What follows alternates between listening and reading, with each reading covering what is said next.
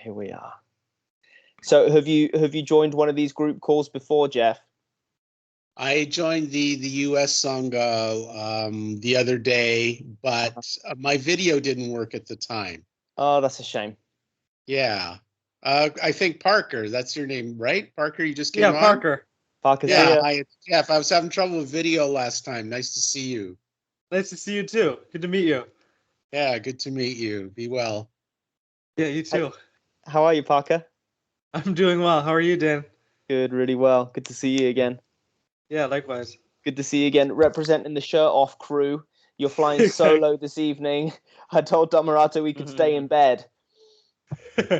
Yeah. So he's going to do that, but good to see we've still got some shoulders. Yep. Good day so far? Yeah. Good. Yeah. You? Yeah, great day. Nice and chilled. Nice and We're easy. just getting started here Yeah. in the US. Yeah. Oh, I see. Right, morning in the US. Noon is when the call starts. Okay. Spot on noon, yeah. Great. What are you doing with your days right now? Are you doing a work from home thing or? Yeah, work from home. Great. There isn't much work to do, but a little bit work from home. Yeah. Sounds perfect. Is that your situation? No, I'm actually back teaching drums now. I was doing more drum teaching work than I had ever done before the pandemic kicked off. And then I was told to go home. I'd actually acquired a new teaching space with a friend right before everything kicked off. We painted the walls, we mounted a ton of stuff, photos of our favorite drummers, drum skins signed by our favorite drummers. It was all looking slick. We got new rugs on the carpet, 2 drum kits set up. We taught in there for 1 week. And then we had to go home for 3 months. Wow. Yeah. Are you back in there? I'm back in there. Yeah, I have been for great. a few months now, actually. So the way that the restrictions came off here in the UK was they came off slowly. Mm-hmm. And so I was able to do kids first. The government here decided that kids would take priority. So I had some younger students in for lessons first of all, and then they opened it up to the adults as well. So all in all, I've been back there a few months. Now, when everything started, I didn't know if drum teacher was going to be a job anymore. Yeah, So, I can imagine. Yeah, I was on everyone's case with, hey, I'm doing online lessons and come see me on Skype. And I had about 50% of my work come through. But then following, I'm now really pleased to see I've got tons of newcomers coming through. Everyone still wants drum lessons. Great. It's always tentative, you know. It's very much an extracurricular thing, drum lessons. Yeah. So that's the first thing you drop if you're running low on time. Yeah, or money, or both. Or money, yeah, definitely. Right, but yeah, I'm pretty fortunate. I've got a good bunch, and more incoming. So very pleased. Oh, great. Very pleased. That's What's your work?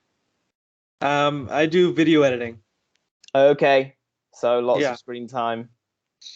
Lots of screen time, but it's nice. Yeah, great. On your own agenda. Not like film stuff, more like producing stuff for social media. Great. Yeah. Great. Well, yeah, I see more and more really slick videos going out on social media now, and I'm thinking, this guy's got an editor. You can kind of tell, right? Yeah. You can certainly tell. Great.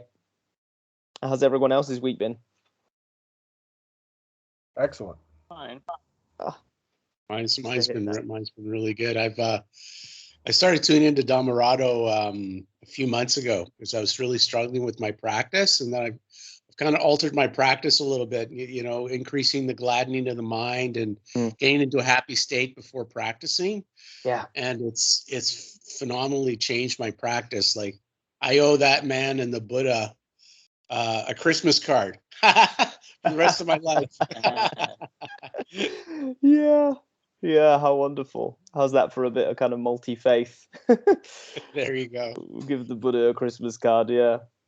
Yeah, Dhammarato actually caught up with me and told me following our previous group conversation here, we were gushing a little bit last week, Jeff. If you'd been here, we were all feeling gratitude toward Dhammarato, and he told me it's misdirected.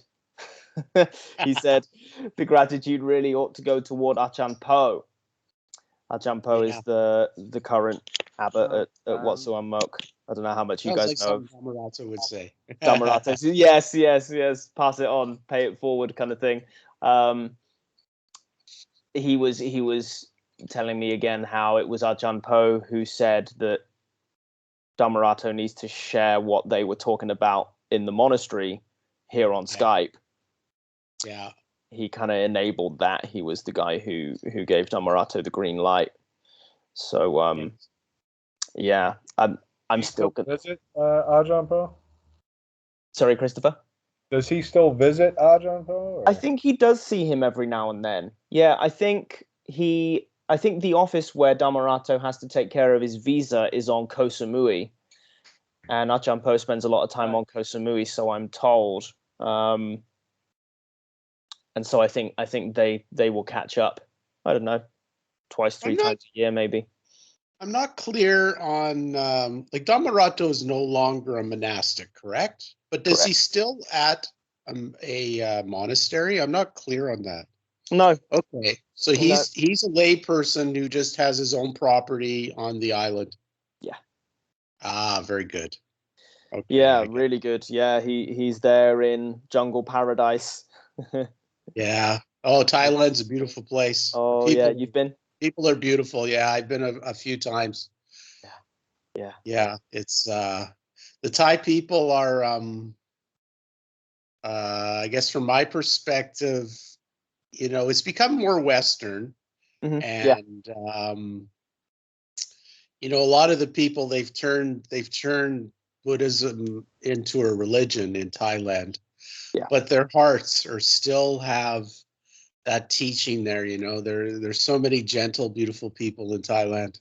Yeah, it's really interesting to look at, isn't it, how where the fabric of the culture is Buddhism as opposed to the Judeo-Christian stuff. There is just a difference, isn't there? There's the Dhammarato was telling me an awful lot about the Thai people before I visited, and how their understanding of how happiness works is just different from the get-go. Yeah.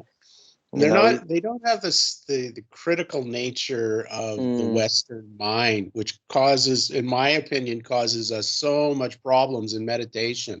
Yep. Yeah. And that flip to gladdening the mind that you mentioned, Jeff, was exactly that was the pinpoint thing that I got from Dhammarato as well. That was the key that opened the door to me. Mm-hmm, absolutely. Mm-hmm. Yeah. I was banging my head against the wall for 10 years. Wow, 10 years. Yeah. I'm a slow learner. Well, maybe, but we're kind of sold a dud, in that we just go about meditation in the way that we go about everything else, right? Which is to tell ourselves off when we do a bad job. Yeah. And I think I have some development, but there was so much more there at the offer, and this is let me see the light, so to speak. Amazing. Yeah, it's beautiful. Yeah, and we hear pretty consistently exactly that. Everyone who's in these groups has had that experience, that tweak is the key that unlocks the whole thing, right? Wow. Parker's smiling. Please tell me if I talk too much, Dan. No, you carry on. No. Because I know why we're here. You're sort of running the show here, and I don't want to interfere with what's going on. Hey, I have no agenda. Very good. Very good. I'm just calling on behalf of Dhammarato to bring us all together, and we get a chance to chat and be grateful and smile and beautiful.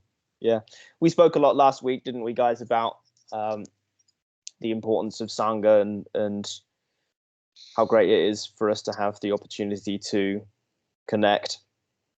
We will often get funny looks if we start talking about this stuff to folks who aren't interested, and so it's important to be able to connect with some folks who are kind of going through the same experience, right? You know, I met a lady, this really nice lady at the I go to this garden near my house here in Montreal, near my condo. And I go there to meditate, and this lady shows up, and she comes in, and I'm just sitting there quietly, and she's going to read a book, and she said, "Oh, I come here to read. I think it's very nice in the garden. You know, it's beautiful here." And it's like, "Oh, it's a beautiful space." And I said, "I come here to meditate." And she said, "Oh, you meditate?" And then she was telling me how she's been really struggling with mental issues, depression issues many years ago, and started meditating. And was just recently thinking about starting again. She quit because, as she put it, it didn't work for her. I didn't say, you know, well, no, it'll work. I mean, I didn't think that was appropriate, but it's just like, okay, you know, that's where you are right now, right? So, okay, you're struggling. So then we started having this very deep conversation about meditation and you know, what has helped me. And I think I've kind of turned her on to Dhammarato. Amazing. So you might see her on one of these calls one of these days. Love it. And so it spreads.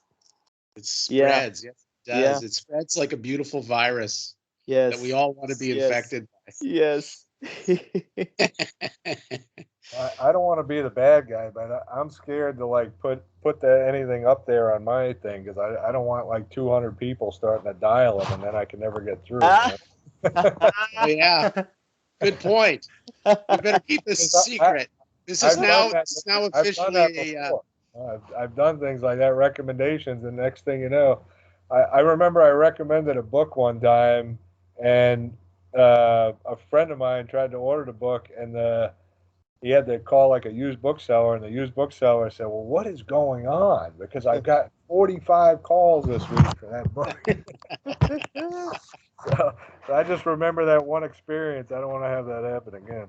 Oh, well. Turn this into a secret society. We could create a handshake or something, a secret handshake or something. Well, I guess I'd be like, you can call any time except for 10 p.m. Eastern Standard Time on Thursday, because that's when I call.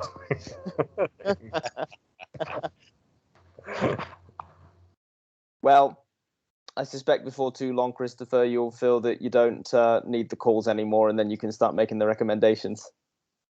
Yeah. Well, I like talking to them anyway. I like talking to you guys.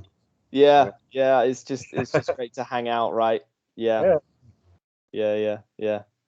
That's when you know you have a good, somebody good to talk to, because anytime you talk to them, that kind of lights you up a little bit, Yeah. His ability to bring his mind back exactly where it should be is amazing. So, isn't it? Really is. Excuse me, guys, 1 second. Sure, no problem. Yes, we are fortunate, and that's a wonderful story, Jeff. I just love just a casual comment just dropped in there that opens up a whole realm of possibilities. I make it a point. I had a teacher once, and maybe this is true in the Dharma and Buddhism, but he said, never talk to people directly about Buddhism. Like unless it comes up in a sort of an indirect way, or they start talking about it. Because you never want to even subtly indicate that you're trying to put something on someone, because in this Christian society, you got so many Christian people that are just sort of, you got to do this or you're going to hell, buddy. So it just turns people off. So, and he considered it to be an unwholesome act to talk to other people who aren't coming to you willingly. Right. About Buddhism and the practice, but I don't know what Dhammarato's take is on that, or what your take is on it. I it's right or wrong. Yeah, I would encourage anyone to handle it the way you did, Jeff, to just make it very casual, and kind of I sense that you kind of tried to read this woman and her level of interest, and you can just drop the M word meditation and see what the Yeah. response is like. And That's what I did, and that was just sort of I was just being honest, right? I come here to meditate. Yeah. I wasn't going to tell her I come here to look at girls. Right. I come here to meditate. Yeah. That's what I do. Yeah. Yeah. And that's not proselytizing, right? You're not trying to ram anything down anyone's throat. And I imagine Dhammarato would feel the same about that. That we want to be open, right? Yeah. We See want where to be able things to. Yeah, we want to be able to be honest when someone asks us what we're up to.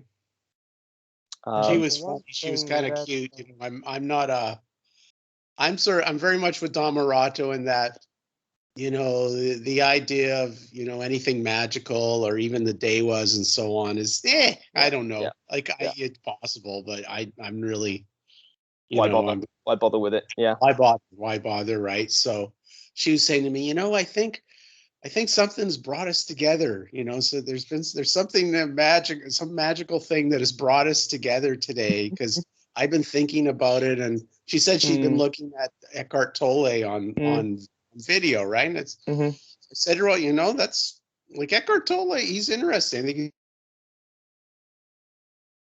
Oh, we've lost you, Jeff. I just thought it was kind of cute. We lost about 10 seconds of that, Jeff. Oh, sorry. No problem. I just sort of smiled at that. I said, "Oh well, you never know." Part of it, there's Dhammarato talks about before Bhikkhu Buddhadasa, or before the Noble Dhamma was shared freely, that you had to be in the right place, asking the right person at the right time, right? Right. Because it was somewhat dangerous to share like the Noble Dhamma among a bunch of people who believed in things that might conflict with that. Right. So part of that too is one might talk to someone, but not be ready to ask the right question at the right time. So her experience, there is a bit of synchronicity, but there's also, she might have talked to people that are into meditation before, but they might have mentioned that, and she might have not been quick enough to actually like look at that and show interest in it. So there's a little bit of a kind of build up there. Maybe you're paying attention more. Maybe yeah. So we could point to serendipity, right? But also then that's what I think. It's often, isn't it, that someone will experience the kind of feeling that you touched upon, Christopher, of just like, hey, this is great, and decide that that's something magical. Exactly. Yeah. Where no, that's just what the brain and the body does when there's good conversation happening and people are agreeing. And well, it is in a way magical. I think magical just got took into the fantasy world, but it is magic in a way. It's just not magic in a supernatural way. Right. It's like a completely different way. Kind of in a feeling sort of way. Yeah, go ahead, Jeff. I'm sorry. I Christopher, maybe you're sort of saying in a feeling kind of way, maybe, that it's magical. Well, I don't know. I kind of look at a lot of things in the world as magical, but not in magic like, fairy wand kind of magic. It's just, this is a wonderful thing. It's amazing. Yeah. I don't even know how it happens, but it's really cool.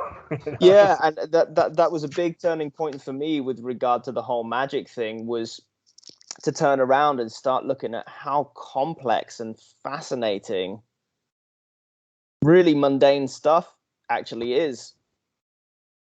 For example, the conversation. I mean, there's, how deep do you want to go with what's going on in each individual's mind, all the chemicals in the brain, the sensory data that's coming in and going out, and all of it is mind blowing.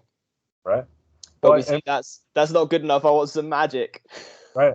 Well, I think our brains kind of work that way, because I have young kids, and we read a lot of old fairy tales, like German and all the Norse stuff, and Greek. We go through all of them, and these things, are conveying a lot of information in a story. You know, I mean, it's like there's a lot of truth, but not in the literal sense. You know, there's a lot there. So, I mean, a lot of these things can be conveyed. I kind of get that at it when I read. Like, I don't read a lot of Buddhist texts. I kind of get everything from Dhammarato because I don't know how I came across Dhammarato, but I'm just starting to learn about Buddhist stuff now. But I'm reading some of the things, and I get that same kind of feeling. Like, these are illustrative stories, like even the magic stories, like they're sort of conveying something that's literal, but in a more imaginative way. Right. Kind of like allegory, parable. Sure. Right. And as I understand it now, my knowledge of Christianity, Judeo-Christian stuff, the Bible is very limited. But when I look at the Bible, I kind of think the same thing was going on, right? Stories were being told to make a point, and then it got bastardized again. Yeah, I agree with them. Well, the whole Catholic religion is based on that, because basically they put sort of a pseudo-Roman religion on top of a Jewish religion. Right. In order to make that work, you have to go ahead and be super creative. And so they go ahead and translate all the Old Testament stuff to the New Testament stuff to make it work. And, you know, it takes a lot of creativity. And, you know, it really, if you look at it closely, it's kind of amazing the system they put together. It really is. It's like, it's well, wasn't it effective? Huh? Wasn't it effective? Oh, sure. I mean, if you have an emperor deciding to take on a religion, I mean, that helps too. But yeah, I mean, that doesn't hurt. Right. That doesn't hurt your cause, but yeah. So the effect was kind of already there, waiting to happen. Yeah. You know, like I've always found it kind of strange that, you know, people would look at like older Buddhist texts that were, you know, 500, 600, 700 years after the Buddha, and think that, you know, this is the pure transmission. Like, you know, you just play, you know, when you're a kid, you play telephone, right? You know, the game telephone, you go around the circle. Like how on earth, after 600, 700 years, with the change in culture, change in location, you know, all the intertwining of different people and different perspectives on things, how on earth can that be, like, you know, pure transmission? Like, you know, even you know, the original text, we don't even really know. I mean, technically, we don't even know if Buddha existed. I think there's some pretty solid Indian historical stuff, as I understand it. Okay, because the Buddha was royalty, of course, right? So, right. As I hear, you know, and this is only hearsay, but as I hear it, there's some pretty solid stuff that points to that the Buddha was a real dude. But this is one of the tremendously valuable things that I find in speaking with Dhammarato. We keep riffing on this. Is that if I pull up a sutta, it could be full of magical nonsense, and I got no idea how to make sense of that. Yes. And so Dhammarato will say, "Oh yeah, MN whatever," and then point to a bunch of other suttas, right, and drop a context bomb, and now we've got something that makes sense. Yeah. Right. And as I understand it, Bhikkhu Buddhadasa made a long study of the Pali Canon, and that was one of his tremendous strengths, was contextualizing these isolated texts, you know, and how could you do that unless you go and read that stuff, you know? And of course we have to deal with translations. Well, Bhikkhu Buddhadasa went ahead and just read it all in Pali.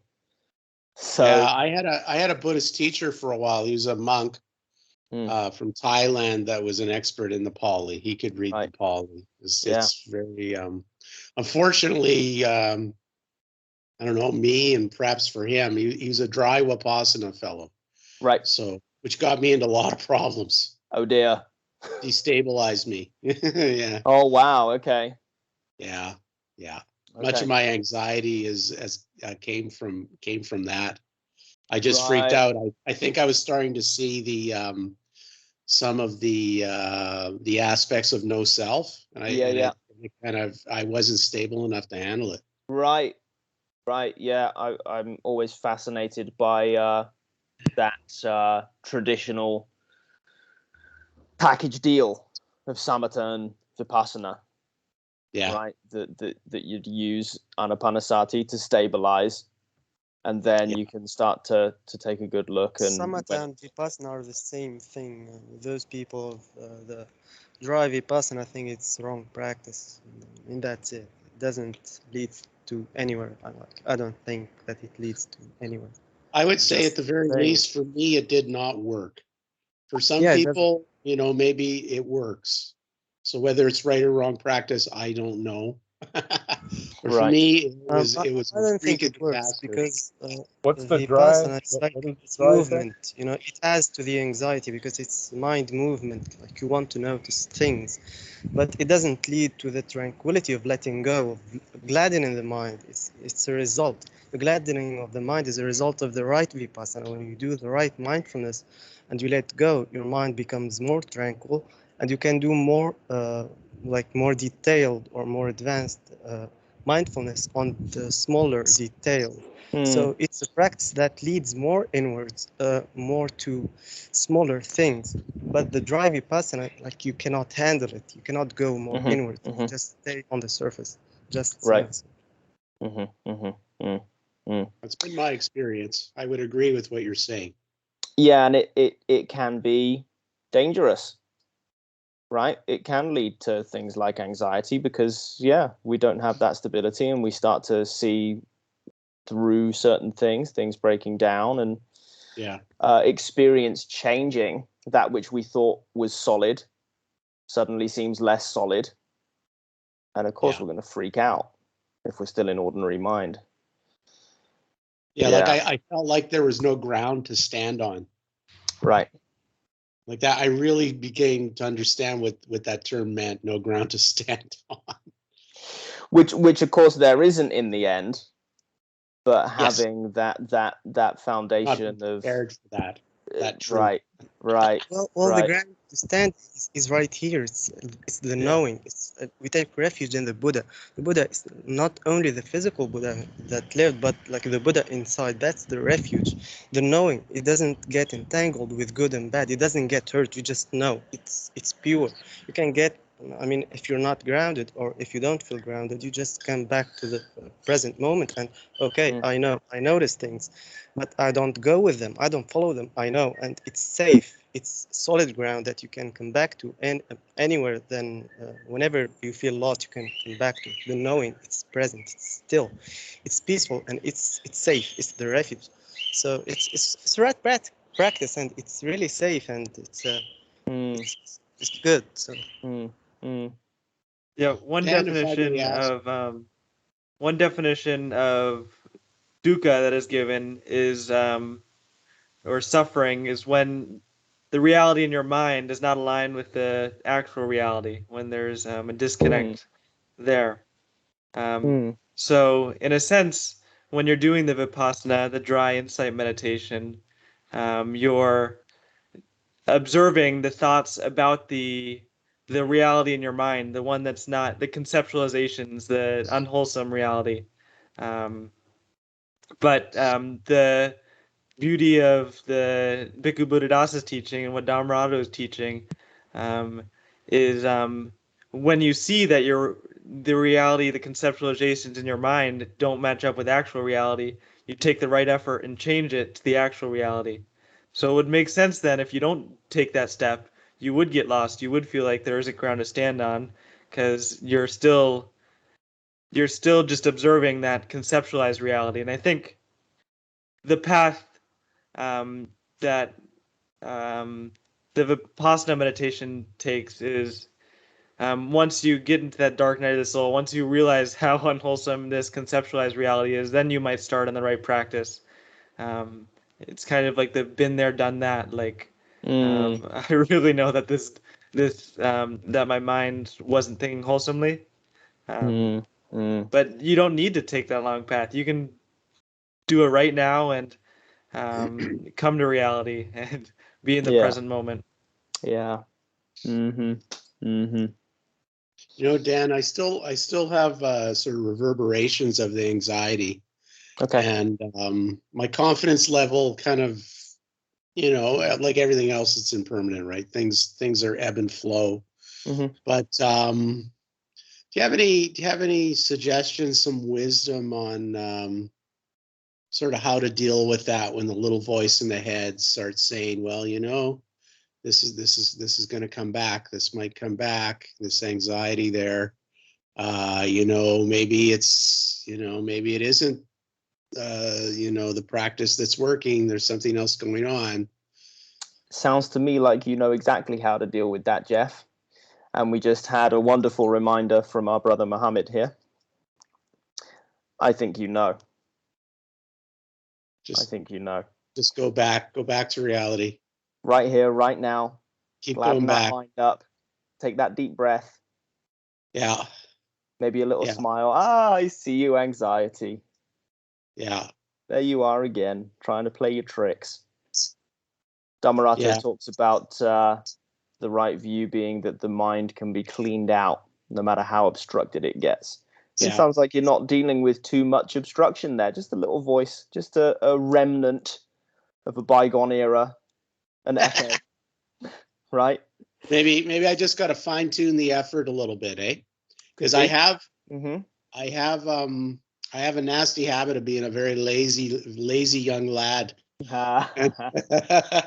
And when things are going good, I tend to, you know, kind of just let things flow. And maybe I got to keep the effort going a bit. And hey, that's wonderful, because you know we struggle to relax, us Westerners typically, right? So to have access to the relaxing is wonderful. And yeah, as you say, maybe just you need to sit up every once in a while and I see you. Yeah, I see you, lazy boy. I remember I came up with an image one time. I can't remember who I was speaking with, but on this idea of cleaning the mind out, I came up with the image of shooing unwholesome thoughts out of the mind like a dog with muddy paws. You love the dog, the kitchen, right? You're kind to the dog. It's not a kind you of don't slap the dog, right? But you definitely don't want those muddy paws on your carpet. Yeah. So you're active, right? You're engaged. You're standing to attention. You do not want those muddy paws on your carpet. Yeah. But as you say, you're not going to kick the dog. Yeah. You're going to be kind to the dog. So yeah, that sounds. I think you got a handle on it, Jeff. I've been to the hell realms. Let me tell you, I've been there a few times. I believe you. Yeah, I have to say that I don't know if it wasn't for the practice. I don't like, to be honest with you, I don't know if I'd be around. Wow. I've been, yeah, that's how dark it's been for me. Yeah. Absolutely. Yeah. Wow. During the 10 years of practice or prior to? Prior to. Okay. Prior to, and then yeah, I pretty much had a mental meltdown 25 years ago. Okay. And I was ended up on medication. Mm-hmm. Wasn't hospitalized, but pretty darn close. Wow. And then just sort of, you know, the medication kind of was of assistance, right? You know, these typical antidepressants, the SSRIs, floods the brain with serotonin, and it allows you to kind of avoid shit forever, you know. Yeah. So, but after a while, you know, that just wasn't really doing the trick, and then just a lot of searching and then getting into the practice and doing the dry practice and going back into the hell realms again. And but then finally getting this gladdening of the mind thing happening, and woohoo drinks all around, non-alcoholic. Yes. Well, tremendous respect, Jeff, because I know how hard all of that can be. It's and to come from that and make the effort to find a practice and do a practice. Yeah. And it sounds like whatever practices you were doing over those 10 years did something for you, did enough. Oh, I've had some development, and the dry Yeah. Vipassana showed me a lot of stuff. Yeah. It really did. It really increased my wisdom. Yeah. But it also increased the dukkha tenfold. Right. So something wrong. Right. Right. But I don't know that much about Buddhism, but he kind of talks about sukha, doesn't he? I wasn't seeing any sukha. Right. Right. And what an ingredient to miss. Yeah, exactly. That's hard mode. Yeah, that's hard mode.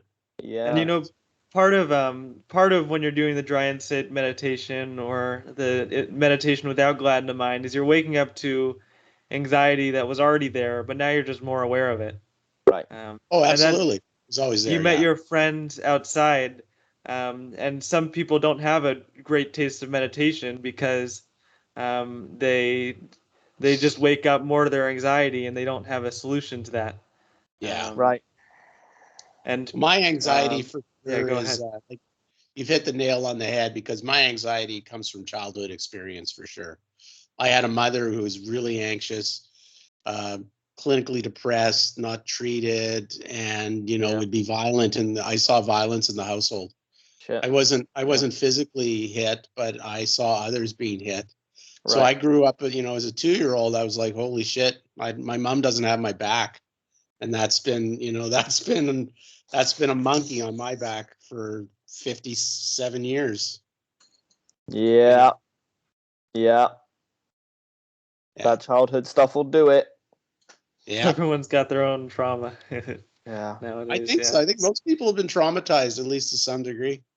Yeah. I was reading about how trauma works. There's a guy by the name of, what's his name? He's a world expert in it. But he says, even the subtlest things where you would never even know as a parent that you've created some trauma is just yourself to be stressed. A 2 or 3-year-old, even if you don't verbalize it, they pick up on it. Yep. And that, it's not like, they're going to kill themselves, traumatic experience, but, it creates a little bit of anxiety in them too. Yeah, certainly. Your parents are your role models at a young age. That's who you kind of look to for everything, right? Because you're building your personality and your experiences. So you'll look to them to learn that stuff. So if they have a little anxiety, you'll pick up on that and you'll probably adopt that without questioning it. It's not until later that you have more wisdom that you can realize that you don't need that anxiety. Yeah. Yeah. Yeah. Really? I think Mom was effed up. It's me after all. And one important thing to recognize is that oftentimes their parents were even more in the dukkha. Their parents were even more anxious. Absolutely. And they've done a pretty good job at getting less anxious. That's how I feel. Like they did a pretty damn good job given their situation without mental health awareness or Buddhist teachings or meditation. They did a great job.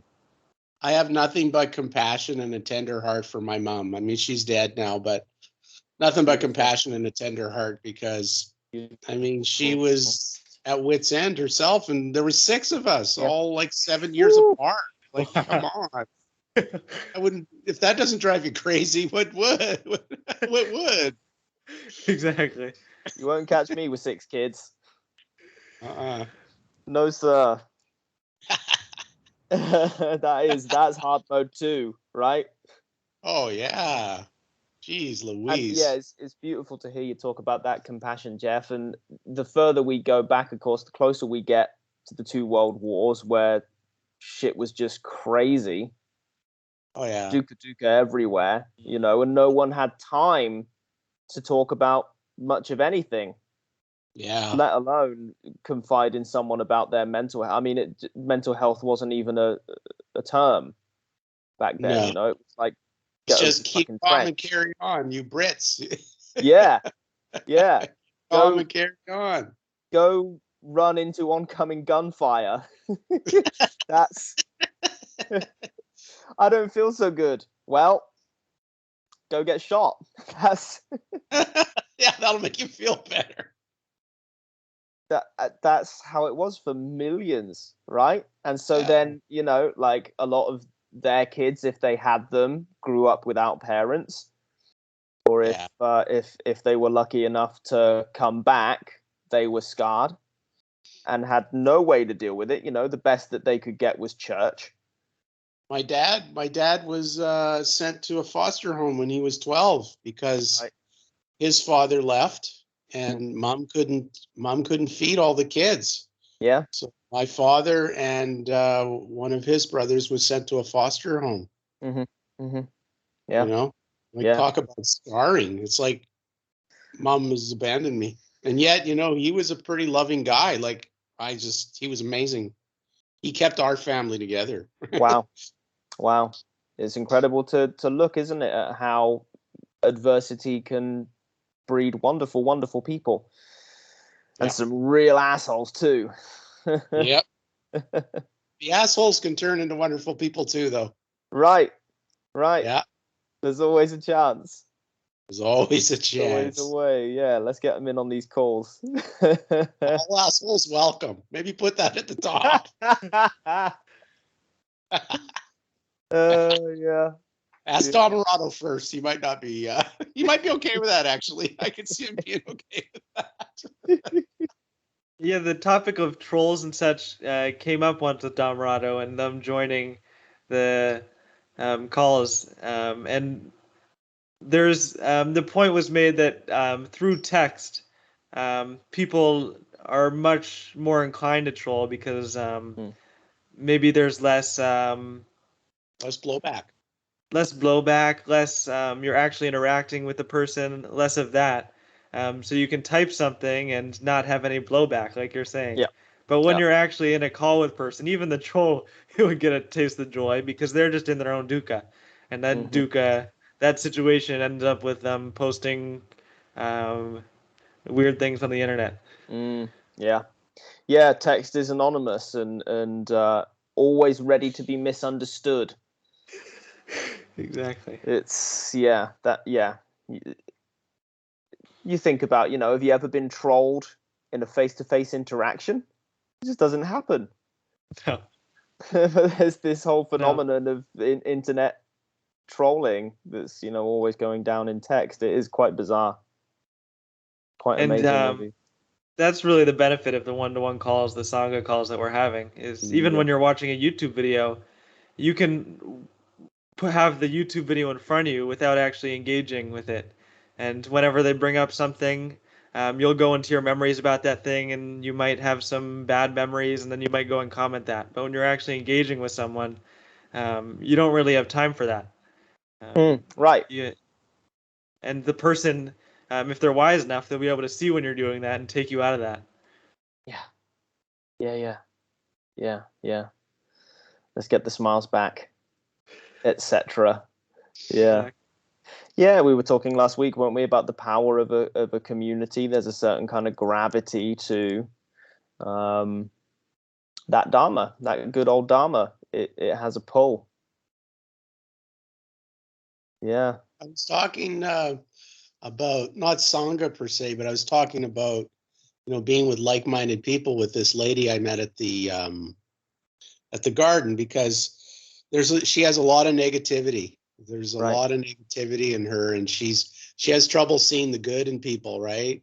And I said, consumption, when the Buddha talks about what is the term? Consuming things in the mind, not only the body, but you have to eat the proper food in order to be a healthy person. You have to also consume things to be healthy, and then part of that consumption is surrounding yourself with people that you generally like and maybe even admire, to take you up a level. Instead of, you don't want to be going to the bar every week with a bunch of grumpy old bastards complaining about the same old thing week after week. You know, you want to be with people who are not striving, but people that are working on development and working on, you know, gladdening the mind. Sometimes you got to dump people. Absolutely. Yeah. It's not that you hate them or anything. You want the best for them, but they're not good for you. And sometimes you have to take care of yourself to move ahead, to be in a good place for not only for yourself, but for everyone. Yeah, all sentient beings. Yes. Yes. Yeah, it's good for everyone for us to take care of ourselves. And who knows when that old friend who you used to complain with at the bar might pop up and say, hey, I'm not feeling so great. Do you want to for a walk, you know, and then all of a sudden you got a brand new relationship. Yeah, and that could take years, and you know, it might never happen, but by taking care of yourself, you put yourself in a position where some of those old friends who perhaps you've chosen to distance yourself from, most of the time you move on, people are aware of what you're into if you're moving on to do something else. And I've had a few people come out the woodwork and say, hey, I've been struggling. I know you went and checked out this mindfulness stuff. What's it all about? Yeah. And so once again, the cup overfloweth. Yes. I think to change direction a little bit, I think mindfulness, the way it's being kind of practiced in the West, like it seems like it's being almost sold as a be all end all and as a sort of a dry vipassana technique here in the West. Like you have so many psychologists, you know, that are taking these mindfulness courses. And I really wonder if this is a direction that should be taken, you know, without really a deep understanding as to the interaction between the mindfulness, the dry vipassana, and the samadhi, and all the other, like the precepts, all the other things that go along with it. Like you're pulling people, seems to me like psychologists are pulling people out of, you know, just out of society, and, you know, they're doing maybe all sorts of unwholesome things, right? And teaching them mindfulness. So, you know, within a week, you discover that you're a complete asshole. And you have nowhere to go. That's a bitter pill, isn't it? One thing to recognize about that is that even a little bit of Dhamma will help you find more Dhamma when you go forward. Like, I'm sure you would be able to say, Jeff, that maybe you wouldn't have found as much benefit in Dhammarado if you didn't do the Vipassana beforehand, or you might not have been as turned on to him. So, like, I think, from my personal experience, I had experience with like a meditation app, Headspace, when I was younger. And I think those maybe gradual things building on each other, that interest, helps one develop a deeper interest when the opportunity is given to develop that deeper interest. Yeah. Right. Because I might have just said, if I never had those experiences, that's just spiritual jargon and I'm scared of it and I don't want anything to do with it. Yeah, that's a good point. I don't know if mindfulness is the first thing you want to I would agree, it's not like super ideal. But if it, yeah, I can say something on the side of therapy, which is I'm lucky enough to be married to a neuropsychologist here, and one of the things that she opened my eyes to was the sheer variety that's available in clinical settings. And so you'll have therapists who know their stuff and therapists who don't so much know their stuff, and you'll have therapists who are ripping mindfulness out of its context and just prescribing it like a medication, and you'll have therapists who are using it as part of a multidisciplinary practice with a specific purpose in a whole program of treatment for a client, and everything in between. Absolutely. And I think there's something that we can all be doing, which is precisely what we're doing here, which is to represent where it came from, so as to make people aware of that context, right? So that here's that therapist who's been prescribing mindfulness like a pill to everyone who walks through the door, and one of Dhammarato's videos pops up on YouTube for him. Oh, what's this? Oh, okay, there's just some folks having a casual chat about mindfulness. Well, oh, I didn't know that. Oh, okay. Maybe I should think twice before making someone so aware of how much of an asshole they are. I think, I'm under the impression here in Canada, a lot of people are taking, they're social workers or they're psychotherapists or they're psychologists, and they're taking like 3-day meditation courses, right? 3-day mindfulness courses. So they actually haven't done the practice themselves.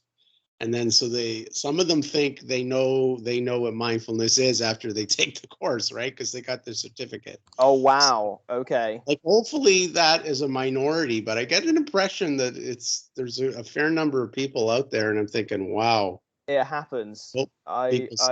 You. Yeah. I took a 4-year training course in Alexander technique. And about halfway through that course, I was having a conversation with a singing teacher. We were catching up, and she asked me how I was doing, what I was up to. I said, oh, I'm doing some Alexander technique training. She said, oh, yeah, Alexander technique. I love that stuff. It's great. I teach it to all my students. I say, oh, cool. Who did you train with? Maybe I know him. She said, oh, someone came into my university when I was there, and we did like a weekend course. Yeah. I thought, wow, either I'm wasting a lot of time or...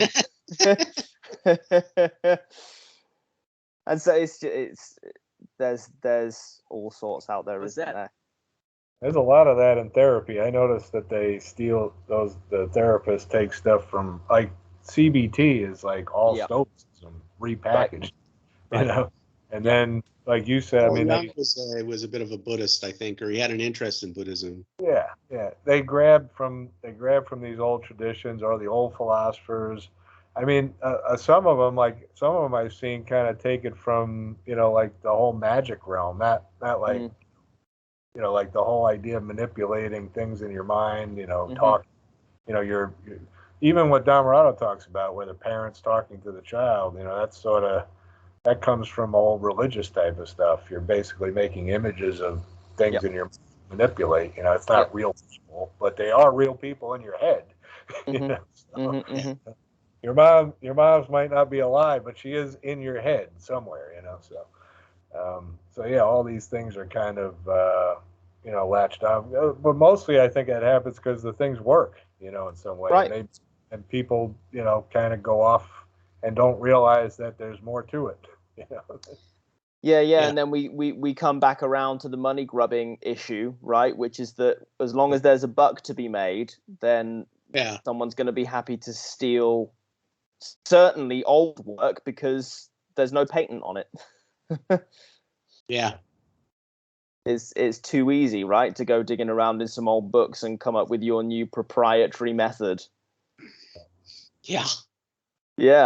And especially if it's shown to work, if there's some juice in it, if it has practical value, then hopefully the people that you're selling it to will get some benefit. And there you are. There's your. But I think the true Dhamma is taught for free, and it should be taught for free. Of course. And like the Dhamma, it's free. It's the way to freedom, and anything that gets price tag on it, it's just against the whole path. It doesn't make any sense. So meditation teacher, the charge is just run away. Yeah, if there is a charge, there's stress about it. There's dukkha, and there's greed in it. It's unwholesome, and it's I don't know really how to say it into words, but the true Dhamma is free, and it's there. Dhammarato is doing it for free, obviously, showing his kindness to us, and all the teachers, true teachers, they're doing it for free, and they are there. You don't have to buy a book to get into certain jhana or something. You can find it for free because it is free. The jhana is a state of freedom. it's not that something that you buy, or like a technique that you buy a book and okay, I'm going to apply it. No, it's a state of freedom from the world, and you get it for free. You should get it for free. That's how you find it. Yeah. So. Well, it's interesting, isn't it, when, you know, if you really were to press a teacher who's charging, you say, well, what am I buying exactly? Yeah. What's the product? What do I get for my money? Well, I suppose an easy cop out for the teacher would be that you're buying their time. But that's not worth a whole lot by itself, is it? People want a result. So then what? Can you buy a jhana? And what is it? First jhana, $100. Second jhana, $300. Oh, well, Enlightenment, 5,000. Yeah, Well, It reminds me of someone who asked the Buddha. He asked him, "What did you gain from your practice? What did you get from your enlightenment?" And he told him, "I didn't get anything. I just got rid of anger, from delusion, from the defilements of the mind. And that's the practice. You don't get anything. You just purify the mind. That's the practice of the jhana. Like You end up with the whole nothing. path. Beautiful You nothingness. clean. No, it's not nothing. It's more like emptiness, because nothingness is a kind of perception. Emptiness, you know, it's not there. You know, that the defilement, the bad things. Okay, you clean them up, and it's empty and it's free. It's relaxing. So. Yeah. It has Dhammarato. That was one of the first things that I thought of with Dhammarato doing as many videos and calls as he does. Is, I mean, you know, I'm still not 100% clear what somebody gets out of that. You know, what does he get out of that? He gets the joy of helping, the joy of spreading the Dhamma, I would think. He's a legit guy. Dhammarato means delight in the Dhamma. There you go. Yeah. Perfect name for him. Yeah. He wears it well. Yeah, that whole idea is completely foreign to me. I mean, it's amazing, and I respect it completely. I just don't fully understand it yet. So. Yeah.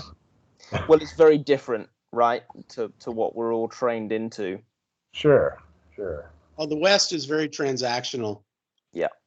Even marriage is transactional, you know. It's everything. Transactional, everything. You know, I'll stay with you until, like, you know, you're till it's just no fun anymore, or you're a pain in the arse, or, you know. Like my beautiful wife, she stayed with me through all of this stuff, all this dark night stuff. Wow. Darkness. And, you know, just like, wow. Big respect. Big respect. It's important to recognize like where we come from in that regard, where our like culture comes from. Because we were like products of pilgrims that come over from Europe, and those people are kind of inherently dissatisfied with where they were, so they were going somewhere else. Ooh, interesting. And then we go through, you know, migrating or spreading throughout, and you know, taking the land, and then civil wars, World War I, World War II. So our culture kind of has a lot of dissatisfaction with where we are, and wanting to have something that someone else doesn't have. So to Christopher's point, we've kind of built these ideas of like you and me, and like this is mine, this is yours, and I'm not gonna spread this. But really, a more natural thing for humans to be is in more of a community of this is all ours, and these are just conceptualizations we've created to protect things per se, and like you know, our history helps put some context to that. Well, when you once a society, a culture moves out of hunting and gathering, we slowly but surely move away from really understanding the interconnectedness between ourselves and nature. You know, and things just gradually go to shit, and things become transactional because we don't understand. Like, you know, there's children now. It's so sad, you know, like, you know, there's so many kids in these big cities, these metropolises, that have, never been to a farm. Yeah. They think milk comes from the grocery store, like, of course you're going to grow up transactional. I have a little sister who did go to the farm a number of times, and yet an ex-girlfriend of mine was sitting her one time. They made pepperoni pizza, and they ordered two pizzas. They had a pepperoni pizza, and the other one was like a meat feast, with all the meats on it. And this ex-girlfriend of mine offered my little sister a slice of the meat feast pizza. And my little sister said, "Oh no, I don't want to eat I don't like the meat pizza." She said, "Well, what do you think pepperoni is?" She didn't know the pepperoni was meat. She'd been eating pepperoni pizza. Didn't know that pepperoni was meat. And I'm sure there's many, many stories just like that. And we've grown up in a relatively non-metropolitan environment. We're not out in the countryside, but we're in a small town. There's nature around, and there's a farm that all the kids visit, and still we're that disconnected from where the food comes from. My wife is an art gardener. She loves gardening, and she developed a friendship with a person just at a bus stop. They had the same bus stop going into town to go to work, and they developed a bit of a friendship. And she brought this woman over, her new friend over to the house, and was showing her the garden. And this lady didn't know that potatoes grew underground.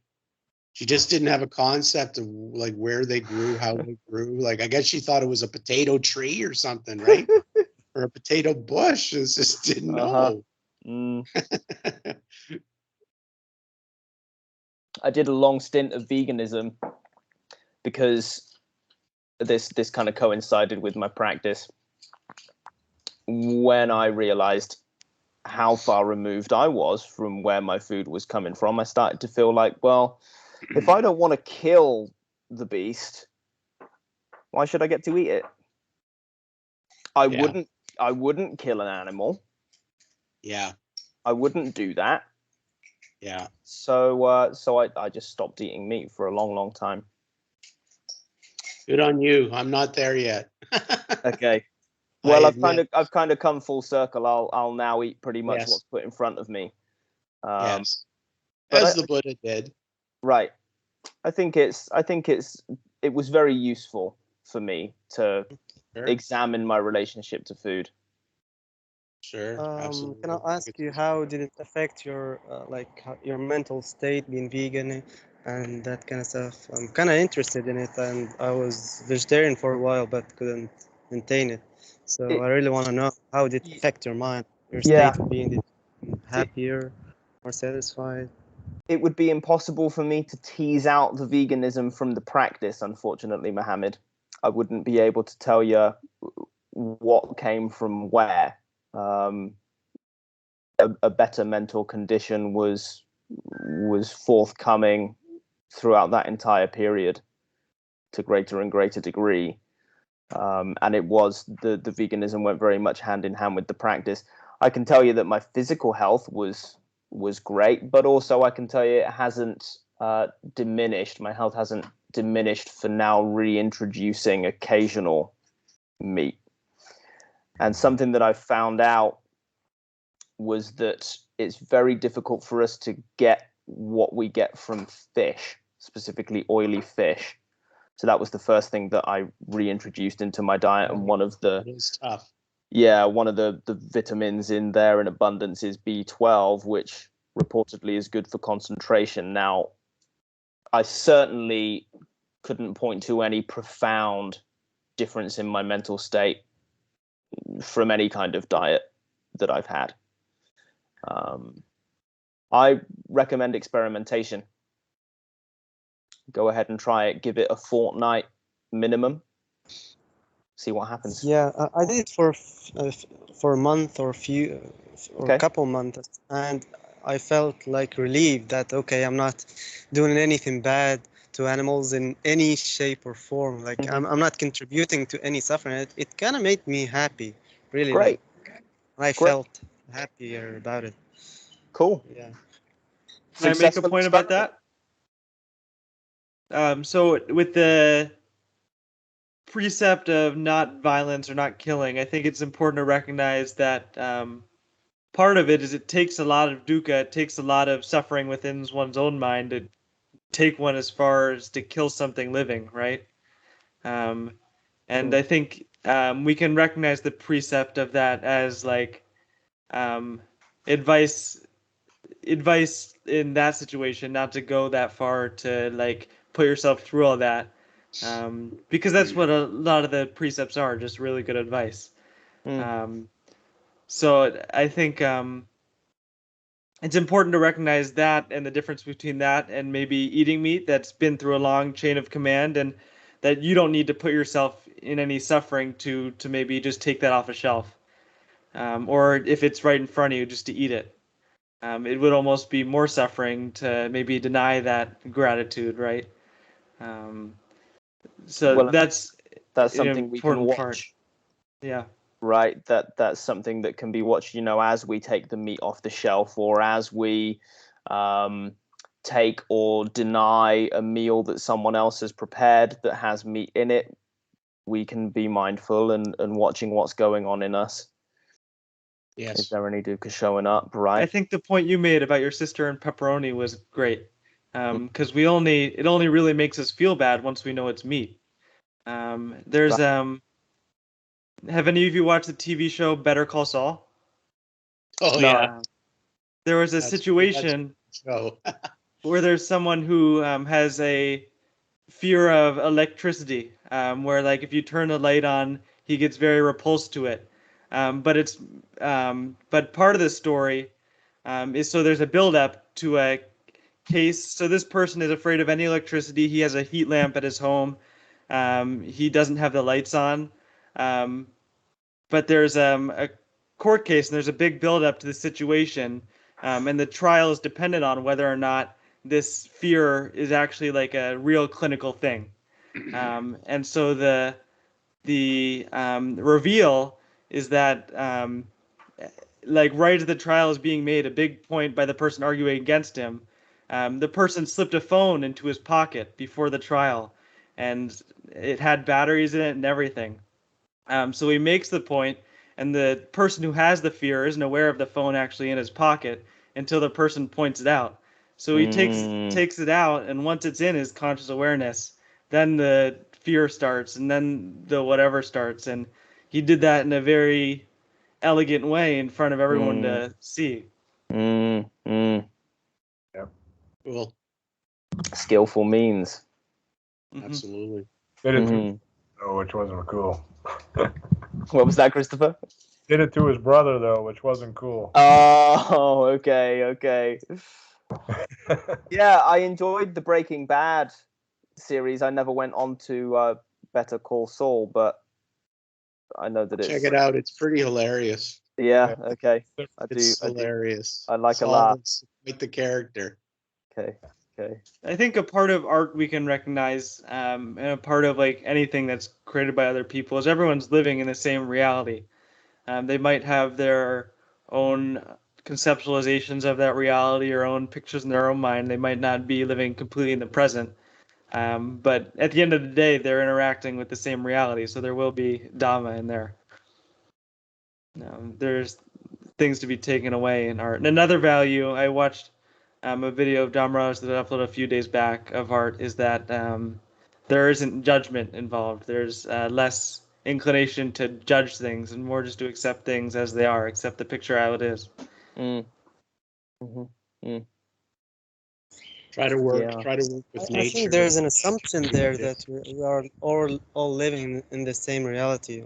I wish that Dhammarato was here with us to talk more about it, because it's kind of a deep thing. But the way I see it is everyone has his own reality. We create our experience, and that's our reality. So we're like separated, but we think we're living in something. I think maybe different. I think maybe what. Sorry. I think maybe what Parker is pointing to is the reality of daily life, and then the super mundane reality.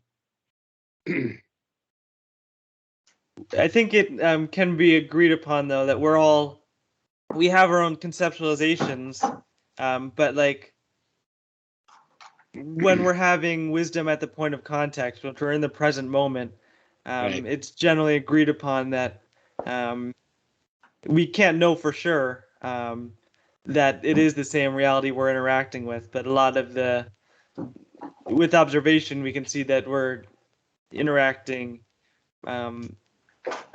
There might be out there, whatever we're experiencing is similar in people's perceptions. Although one person might be colorblind and one person might be able to see color. So the reality would be different that way, but we can point to like a physiological difference there. Right. We tend to be able to agree upon things that we can touch, see, taste, smell, right? Right. We'd all rather eat a nicely baked pie than a cow pie. Although I guess it is said the arahants, part of being an arahat is you throw everything away. So maybe there's a hint there that, point of contact is getting really close to reality. But point of contact to an arahat is just something else. There's something beyond that we can't comprehend. I'd say I think most of it's comprehensible. I'm not an arahat. That's So. reality. And while in meditation, if you want to go into deeper meditation, what is real? What is real? In the Buddhist perspective, we focus on experience, and whatever is experienced, that's real. So that's like the kind of perspective we go into. And if you do it in the practice of meditation, you can get really deeper meditation through that. The experience, that's the reality that you're having, the experience. The hearing, the seeing, that's it. The thinking, even the thoughts, you see them as thoughts. You don't go with them. You see them as what they are. And certainly that's what concepts are we're not having. reality. Maybe someone else, maybe someone else is having another type of reality. That's the kind of thing I'm talking about. Yeah, that's a good point. Yeah, and these kinds of conversations can go very, very deep indeed, can't they? Was Dhamma your first teacher, Dan? Yeah. Wow, lucky. Yeah. So I really hit the jackpot. I had been listening to talks and reading books, and then I stumbled upon a Reddit post by our friend Noah, who's one of the directors of the new Open Sangha Foundation. And he was saying, my teacher's got space for new students. Anyone can call up. So I went back all skeptical and said, I'm not sure I've got time for all this Buddhist stuff, this and that. But there I am looking for it on the forum. This was on the Reddit stream entry, So I reluctantly called Dhammarato when we spoke for 3 hours. And I called him back the next day and we spoke for another 3 hours. And that went on as it does. And he said to me very early on, he said, what will happen here is you'll call less and less as you get the hang of it for yourself. And that's what happened. And it got to the point where, Christopher, you said earlier, you just love to hang out, right? So that's what the calls were. In the end, we just hang out. And then someone very close to me attempted suicide. And I stayed with them for a good while, and we spoke on the phone a lot. And I helped them to get over that experience, gave them the good Dharma. And Dhammarato said, cool, well, you're a teacher now. Pretty much. Off to work. Hi ho, hi ho. Yeah. That's awesome. That's a beautiful story.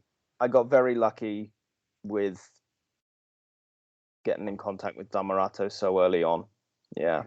And I'd had lots and lots of questions for a long, long time, like most folks who wind up in the Dharma. But I hadn't actively been searching for a teacher until beginning of 2016. It was when Dhammarato and I met. And I'd been hearing from the teachers that I was listening to and the books that I was reading that direct guidance from a teacher is wise at some point. And I felt really ripe for it. I felt really ready. Yeah. So I'm sure you see that with drumming too. Just having someone to be there teaching you. I'm sure you can give your students a lot more than them watching a video, for example. Yeah. Yeah, and the video stuff with drums now is amazing. There's if you guys want to see some production value, you can type Drumeo into YouTube, and these guys have had every famous drummer in the world in through their studio. They've got thousands of hours of video lessons, and still students will come to me and say, I've been doing the Drumeo thing, I feel lost. There's so much good stuff there, but I don't know what to do first. And I want someone to actually have a look at me, have a look at my technique, the way I'm doing things. And I've got these questions and those questions. And yeah, that direct guidance is just real important at some point. I would say that the drum student who throws themselves at that video content and then comes to see me is in a really strong position. Certainly. Yeah, they've kind of oriented themselves to what it's all about, and then they seem to know very well what they're there for when they then come to see me for a lesson. Yeah. I had a similar experience in sport, where just being with someone one-on-one is incredibly helpful, and I think a big part of that is the audience size the teacher is speaking to. Because Yes. say Drumeo is speaking to maybe 10,000, I don't know, 100,000, maybe 1 million people. Yeah. So they give very broad suggestions, or they give multiple suggestions. So Yeah, it would make sense that people don't know exactly what to do. Yeah, yeah. Something interesting we've discovered, though, is that actually they have all of these famous drummers in, and because these guys are the best players in the world, they're not often the best teachers. Yeah. You can Yeah, see, sure. if you know how to look, you can see that often they're struggling to put into words what they understand so well practically. Oh, certainly. Because they've not done it. They're off on tour, they're doing this band, that recording, this recording. And then someone puts a camera in their face and says, okay, tell us how you do it. Yeah. And they're so advanced that their body just knows it, right? They just do it without thinking. Yeah, teaching is a whole nother skill set. It's not the same thing as doing. That's a good point. Yeah. Because you were doing sales before you taught sales. Is that right, Christopher? That's right. Yeah. Then you have to go back and analyze what you did and try to, I don't even know if my explanation is the quote unquote right explanation, but you got to go through your head and kind of figure out, well, here's how I think about this. But yeah, it's. Mm-hmm. And, real good trainers, which I'm not going to put myself in that category, but I mean, really great trainers, not only do they do that, but then they go back and relook and see if they're doing it right based on the feedback that they get. I'm sure you do that as a drum teacher. So, I mean, it's a skill that grows. It's just like any art or profession. You get better as you go. Yeah, I've had a long time. I've been teaching drums for 20 years. Mm-hmm.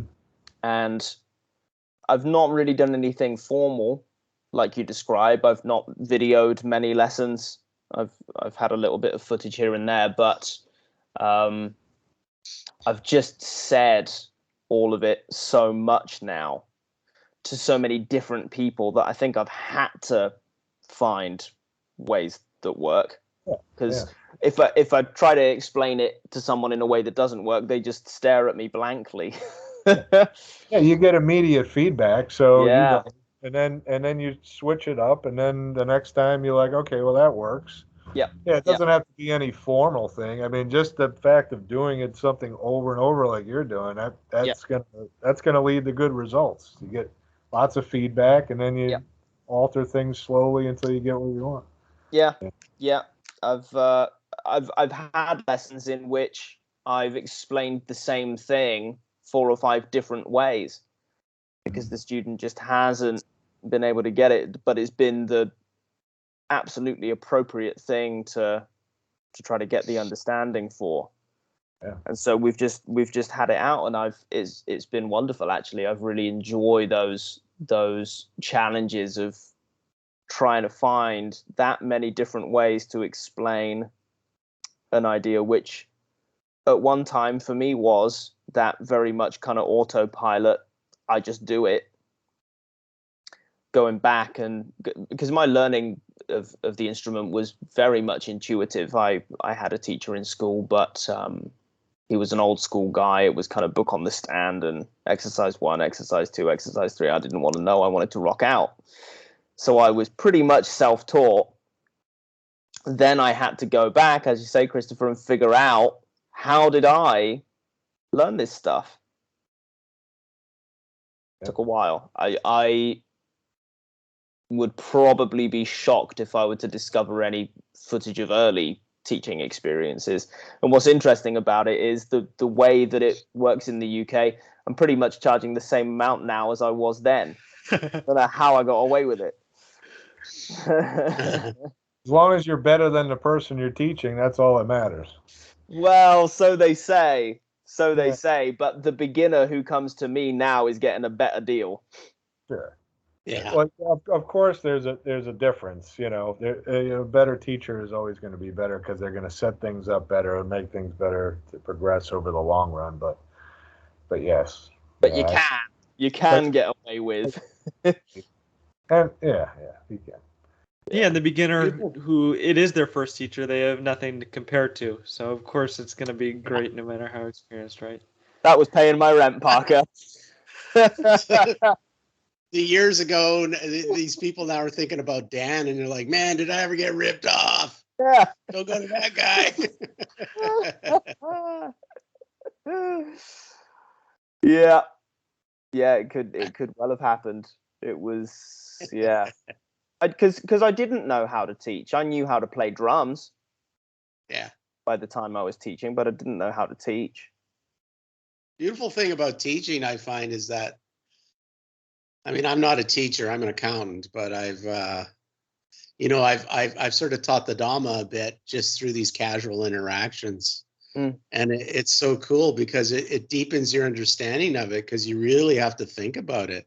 Yeah. Like, how do I put this into words? How do I get this person to understand it? And like you say, you got to try. There's so many ways into, drumming into the Dhamma. Yeah. This person, how are they going to understand it, right? Yeah. And it just really deepens your understanding. It's a beautiful thing. Yeah. I had long struggle with folks who like structured learning, because that was so different to the way that I learned to play drums. So every now and then I've had a couple of engineers come through, right? And they'll say, I want basically a spreadsheet. I want to know, how long do I do this? How long do I do that? And it took me a long time to figure out how to handle those folks. Yeah. To your credit, Dan, have you heard the saying, if you know, or what, one sec. I had it for a second. If you do but don't know, or if you know but don't do, you don't know. If you know but don't do, you don't know. If you know but don't do, you don't know. I haven't heard that one before. But I'm sure you could have provided a lot of value just by giving that example. And I think you see the same with Dhamma teachers. The Dhamma teachers who can lead by example, and you see them smiling. That's a whole lot more valuable. Yeah. Than someone who can give instructions, but you don't see them putting it in action. Right. Some of these people that are so advanced, in the Dhamma, they don't even have to say anything to you. Just observing them, watching them, how they tie their shoes is like deep. You can just see it. Or, the Dalai Lama, seeing the look on his face. The joy within him is, it's profound. It's a He has lesson a in wonderful itself. smile, certainly. He has a very friendly smile.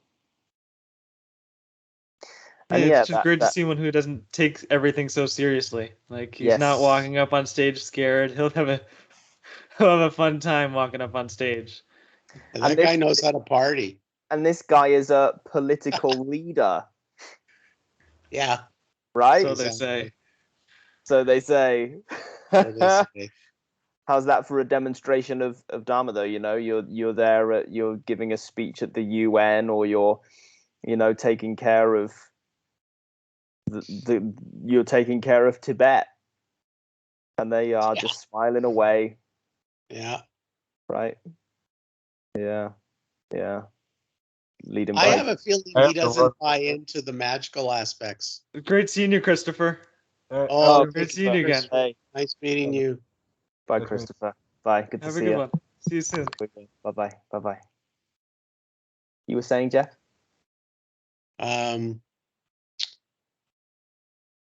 With the Dalai Lama, I get a sense that he doesn't necessarily buy into a lot of the magical elements. Like I know he's speaking about, he's kind of condemning this notion of going to search for the next Dalai Lama and taking them away from the family and so on. And doing they do a lot of these magical things to find the next Dalai Lama, right? And Yeah, although that's really buy into it. Yeah, though as I hear it, there's some politics in that, which is to do with I'm Tibet's sure there relationship is. to China. Oh yeah. Yeah. Well, China has their own Tibetan Lama, right? There are in another lineage, there's these Karmapas, which is kind of a different lineage of Tibetan Buddhism. And there's two Karmapas. There's Right. the Chinese, the CPP is saying, okay, the Chinese Communist Party, the CCP is saying, okay, this Karmapa is cool, but the other guy, no. And the other Karmapa is in Nepal, because he can't go back to Right. Yeah. I don't know the whole story, but it sounds messy. Yeah. And yeah, maybe the current Dalai Lama is kind of two birds with one stone, by maybe he is kind of encouraging that let's forget some of this magical stuff, but maybe he's also making a political maneuver. Yes. There he's in the is same situation as some monks where only answer a question when it's asked, right? Like there are a lot of people who believe a lot of magical things around him. So if he were to say that no rebirth doesn't exist or whatever, he wouldn't exactly get a positive response. chaos. So Yeah. this ties into Jeff's question earlier about is it bad to talk about Buddhism in front of people who might get turned off to the idea? I think Right, is part is of it it bad to is talk about reality in front of people that would be turned off by the idea? and that's kind of harsh speech, right? Like you might upset someone because you're showing the reality to them, and the reaction might not push them in the right direction. Right. And you might instead be trying to maybe get something off your chest instead of actually looking out for their own happiness. Right. And I think it's really great today because mental health is growing so widely where we can really teach Anapanasati or the Buddha Dhamma with scientific jargon. Yeah. It's all there, and I think sometimes the Buddhist jargon gets a little magical, and it's really helpful to have this other stuff to rely on to know that it is really all in reality. That it is all in our experience, that we do have mini nirvana moments every day. Yeah. Nirvana is just cooling off. Mm-hmm. The way I look at it, when you're out and about in the world, you're if you have a lot of compassion, if you have a tender heart for people, people who are ready for the Dhamma are going to see that there's something going on with you. And they're going to tune into it one way or another. And it might take a couple months, it might take a year, but then they'll be like, they'll tune into it, and then you can open up, say, oh, well, oh, okay, you're interested in meditation? Oh man, I got a story for you. That's the way I take it. Exactly. Yeah, I think that's Yeah, great. and in the meantime, you're just you're happy to sit quietly and enjoy yourself. I And can try and get them remember. to smile, teach them in like nonverbal ways, right? Yeah, so I had lots of conversations with Dhammarato about how to kind of sneak the Dharma into the drum lessons, Yeah. right? Because a lot of the time, folks actually want to be satisfied more than they want to learn how to play the drums, although they'll tell you otherwise. Yeah. That's true. But it's an interesting balance, on this same thread that we've been talking about. I can't just drop a Dharma bomb, and I remember feeling like it was a shiny gold coin in my pocket that I had to spend. I really wanted to tell everyone about the Dharma, but it requires a little more subtlety. Otherwise, we are just proselytizing. Yeah, it's proselytizing, exactly. And I think when you first start, like at least I had this, there's ego attached to the Dhamma, right? Yeah. So you're learning the Dhamma, you're starting to get the theory of the Dhamma. You really don't know what the hell you're doing, but you got the theory of the Dhamma. And I caught myself, wanting to talk about the Dhamma because it was kind of, it's exotic and it's sort of, it kind of makes you look like a smart guy, right? Can do. And depends who you're talking to. What's that? Depends who you're talking to. Well, yeah, it can also make you look like an idiot, right? So I caught myself doing that, and it's like, oh, well, that's not wholesome, is it? Right. And yet, more wholesome than pushing drugs. Absolutely. Absolutely. Everything's relative, right? Yeah. I made some absolute stinkers, sharing kind of early understandings with family or friends, or just really putting my foot in it. Yeah, you and me both, friend. And yeah, we all. It's probably unavoidable. But the sad truth is you're probably making it more difficult for that person to come to the Dhamma in that moment. Right. I have books, at least one, that I will hide when certain people come to my house, because I think to myself, if that person were to pick up that book and start reading, it would just turn them right off. Right. Turn them right off. Which book is that, may I ask? Well, I have a Tibetan book that's wonderful poetry. Oh, okay. It's called The Precious Treasury of the Basic Space of Phenomena. Wonderful book written by a Tibetan Buddhist. And it doesn't mess about. It's going right to that very deepest level. And I just think to myself, gee, if certain members of my family were to pick up that book and start reading, I mean, it would damage our relationship. Can you please repeat the name of the book? The name of the book is The Precious Treasury of the Basic Space of Phenomena. The author is Longchen Rabjam. Okay, thanks. You're welcome. It's a beautiful, beautiful text. So you have some grounding in the Tibetan Buddhism. I've had a look. At one point, Dhammarato was encouraging me to go and check out local Buddhist groups, because I'd obviously spent all my time online.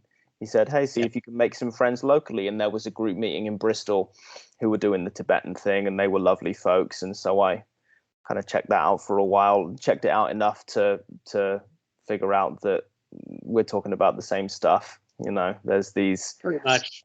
right Yeah. there's these kind of circumstantial differences. You know, the monks wear different colored robes. That's about as far as the differences really go, other than of course those that one might create in the mind. But when we drill down and we get to that irreducible truth, it is of course irreducible. Absolutely. Truth is truth.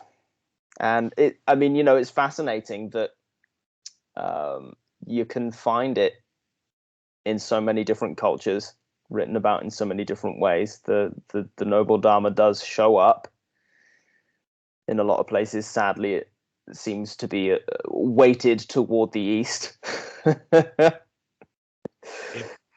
But when you know what you're looking for, it's there in Zen, it's there in the Tibetan stuff. And I come across a Bible passage every now and then and go, yep, there it is. Yeah, there are the Gospels. There's the Gospel, I think, of Saint. I forgot the name. I think it's John, but it's a Gospel that it was found in the 20th century. It was buried in a cave or something. So it was one of the early Gospels of Jesus, and Right. it was hidden. So it's the real deal of the Bible, Christianity. It starts with those who understand this will see the deathless, something like that. So it's really on point. So yeah. Mm-hmm. I think you might be speaking of the Gospel of St. Thomas, Muhammad. I think that's it. I think that's it. It was in the 20th century. It was found in Egypt from the Nag Hammadi library. Interesting. Very interesting. And so, you know, if they dig up that old one that's not been translated again, right? Yeah, I might take a look at that. I imagine that would be quite interesting. I found a real fun website one time, which allows you to switch between 40 odd different translations of a Bible passage. So you click the link to the Bible passage and then you can flick through, and it's really interesting to look at all the different wordings. Sure. Right. And to the point that I can't remember what passage it was that I was looking at, but half of the translations had it right on, and half of the translations had flipped it so that it was precisely in the opposite direction. And you could see the psychological flip that had taken place during whatever translation that it was. You know how the English language plays out often. You know, you can say the same thing, but it means the opposite. Very, very interesting. Goes to show how like serendipity plays a role, eh? Like with you, right? You hit Dhammarato. Yeah. And it's like, wow, this is everything. It's nailed it. Whereas with me, I've been through a few teachers. Yeah. I got super lucky. Because you know the student isn't necessarily qualified in the beginning to decide which teacher is worth hanging out with. You aren't. You don't know. How are you supposed to know, right? Yeah. And there are a lot of people speaking with a lot of conviction about some very questionable things. Oh yeah. You know, we don't have to look too far to catch one of those televangelists, and you know, they're very persuasive. Absolutely. So it's great fortune to happen upon a teacher that will take you in the direction of Dukkha Nirodha from the beginning. Great fortune indeed. Guys, this has been great. Yeah, it really has. I'm going to call it a night. Nice to meet you all. I hope to see you all again. I will tune in again for sure. Please do, Jeff. We're here 8 o'clock UK time at least. Yeah, it was great meeting you, Jeff. Yeah, beautiful discussion, all you guys. It's great wonderful. Hanging out with you. And Mohammed, thanks for popping up and contributing as well. Really great to hear from you. Yeah, Thank you, Mohammed. Thanks to anyone who's Mohammed. listening. I think we might have. And then Eric, if you're still there. Yeah, Eric, if you're still there, then great to all be together, even if we're only listening. So thanks, guys. I'll be participating more. I'll catch you all next week, okay? Oh, sorry, Eric, what was that? What was that? Yeah, go ahead. Oh, that it was nice listening to you all. Good. Be participating Yeah. next time. Good, I'm glad. And guys, let's all stay in touch throughout the week as well. If anyone wants to say hi, I'm around. Wonderful. Thank you, Dan. Hey guys, great to see you all. Good to All see the you. best. Bye-bye. Well and Bye. happy. Good to see you all. Thanks. Bye-bye.